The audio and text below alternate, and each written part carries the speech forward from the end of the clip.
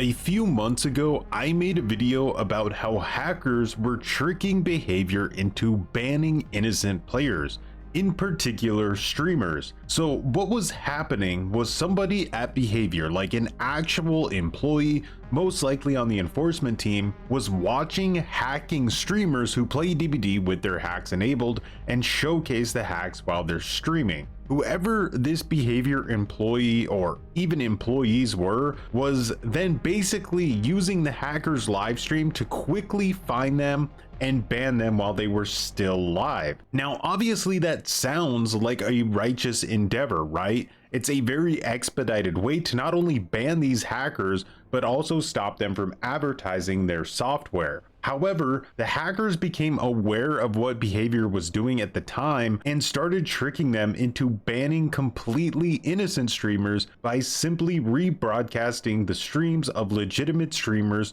with their own overlay. The Behavior employee would see the name, go in and permaban completely innocent people without actually confirming that the player that they were banning was using third-party software or not, which was clearly very negligent on their part. Now, after I made that video, Behavior unbanned everybody that had a public platform or who had someone to at least speak up for them if they didn't. Sadly, for anyone who got banned unjustly and didn't have a way to ask for public help, who knows what happened to them? It's really unfortunate to think about, and this all concluded with Behavior publicly saying during a Q&A that they're going to update their process regarding player bans to make sure this doesn't happen going forward. Krimpek asked, "Will you acknowledge the rising trend of hackers impersonating small streamers and casual players to get the actual innocent player banned? There is clear bias of only helping large creators who were impacted by this. There is almost no chance of smaller or casual players getting their case given a second look by a real person unless they have a large fan base." Mandy responded to this saying, "We have investigated the issue you mentioned and are actively working with our EAC partners to unban the affected account," which they did. "We have reached out to the player. We apologize for the error that led to their ban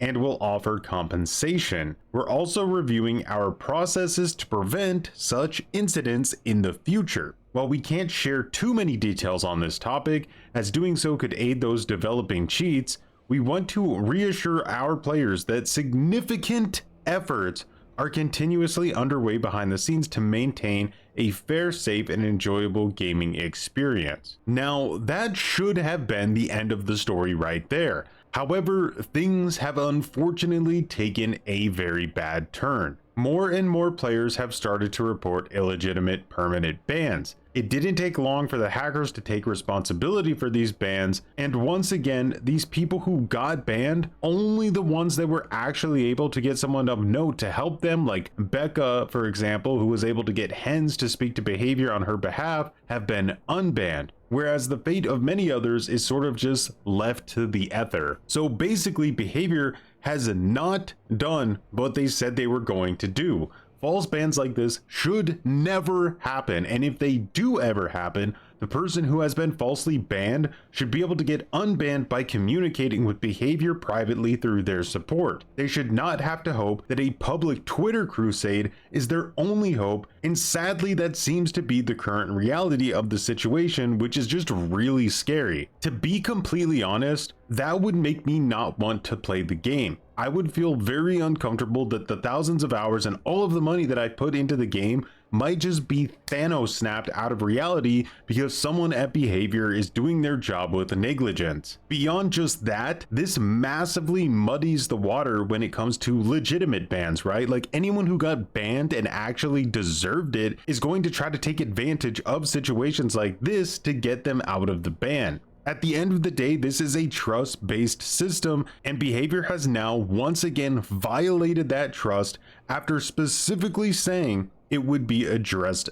internally. On top of that, if you do get banned illegitimately, if you open a ticket with Behavior support and persist a little bit too much, because a lot of what you get back when you dispute a ban are automated responses, which is obviously really frustrating. And if you keep persisting to speak to a real person or get an actual appeal of your ban, behavior will also permanently ban you from using their support feature, which at that point you are cut off completely. And there are many accounts of people being threatened with this while asking for a real person.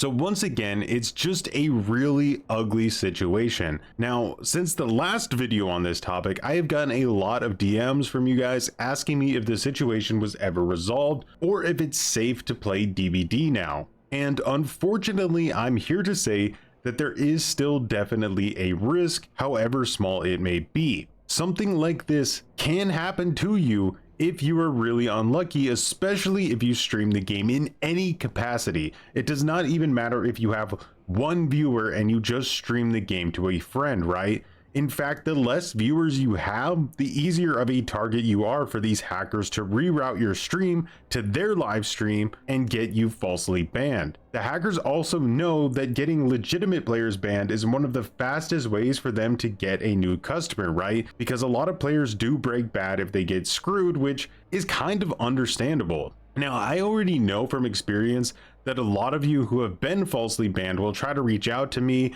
to see if maybe I can help you get unbanned or if there's a way I could reach out to behavior on your behalf. But the truth is, there's no way for me to be able to vouch for anyone I don't know personally, right?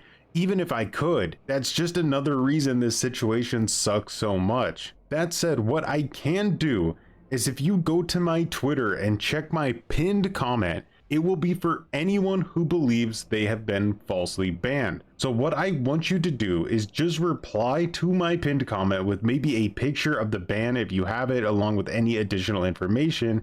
And at the very least, we can maybe create a place where a real behavior employee can go through the thread and double check to make sure that the bans are truly legitimate. But that's about the best I can do, or we can do as a community. The ball is in behavior's court now. We just have to hope they get this situation under control, because it's obviously very ridiculous that this can happen. If you have any questions, let me know down below. I'll do my best to answer anything I can. And as always, thanks for watching and have a good one.